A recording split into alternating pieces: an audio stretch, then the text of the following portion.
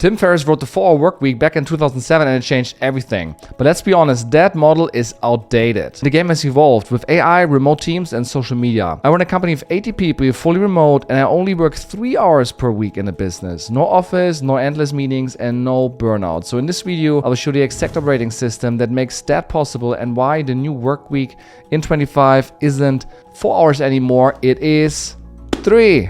Most 7-figure founders are still stuck in the old paradigm. Long hours means progress. But in reality, they are trapped in operational chaos. And I was too, until I realized I was the bottleneck. This was my calendar back then, and this is my calendar now. And here's where 99% of founders get it wrong. Freedom doesn't come from less work. It comes from better systems. And there are 4 things I optimized to collapse my work week into just 3 hours per week. Number 1, the calendar engine. Number 2, the decision engine. Number 3, the team engine. And number 4, the content engine. So the next part is the real game changer because we dive deep into each module. So this is my calendar before I optimized everything. You can see that sometimes I even put meetings over lunch and I made meetings shorter in order to get more done. But today it looks very different. So stay tuned, I will show you exactly how I did it. So let's dive in. The 3-hour work week consists of 4 engines. The calendar engine, the decision engine, the team engine, and the content engine. Let's dive into the calendar engine. Monday afternoon is aligned with the team and for some one-on-ones. Thursday is optional and it's for my check-in with the squad leads. And there's the weekly demo so that I can see what has been shipped. Also, our core KPIs are shared every Monday async in Slack. And that's it.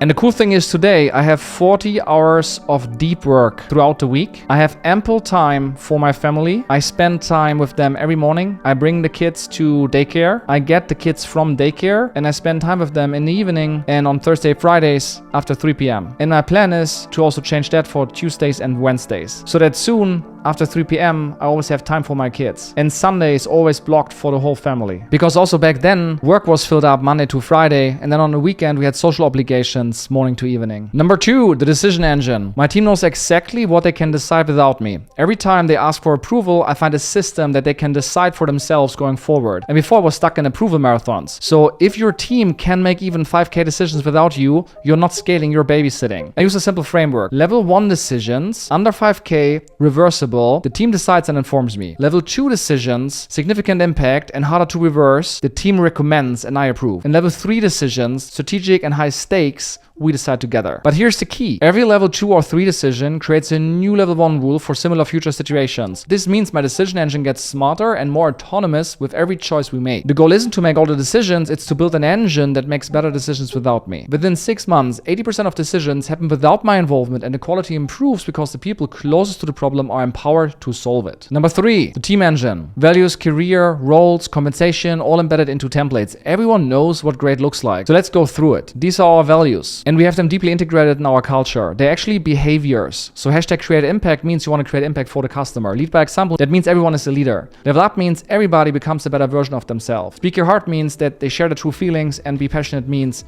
that they show up full out. And there's actually a definition for every single behavior value on how living that value looks like. If you proficiently live it, if you overutilize it, if you underutilize it, and there are questions as well, litmus tests that tell you if you're on track or not. For example, speak your heart, there's litmus test. Do I share the same opinion at work and at home? So if you share something at home that is different to what you share at work, then you're not speaking your heart. Then there's a career framework. There are 2 tracks, the IC track, individual contributor, and the manager track. So you start junior specialist, senior specialist, staff expert, and principal, and then you can go into VP and C level, or you become at some point here a team lead of ICs, then a senior lead manager, a head of or director, and then again a VP or C level. And with every level, there are steps inside these levels. So you're starting on a certain level, then you're established on a certain level, then you're mastering the level. And there's also a very clear definition how every single level is defined in terms of hard skills, soft skills, and leadership from junior level to C level. And then for every single individual, we do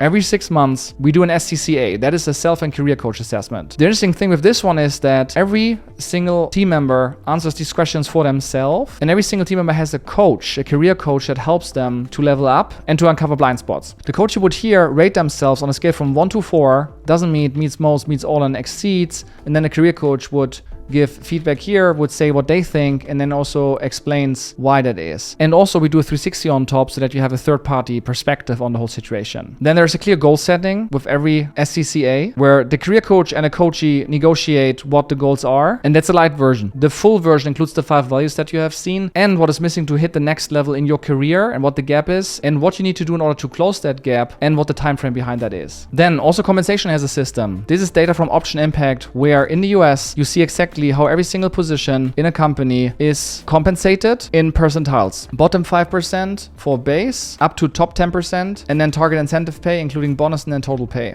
And also the same for equity. With that foundation, we are using geo pay ranges because living in Brazil is just different than living in the US. So there's a discount then on target compensation in order to make it fair and align it and adjust it with the living expenses. So if someone joins, the role is set, the country is set, and then based on that, we know what the salary range is. In the interview, we learn, is this person starting, established, or mastering? Is it in line with what we are looking for? And if so, there's a very clear salary that we pay. There is no negotiation. That's just like, that's the salary. We know it's competitive.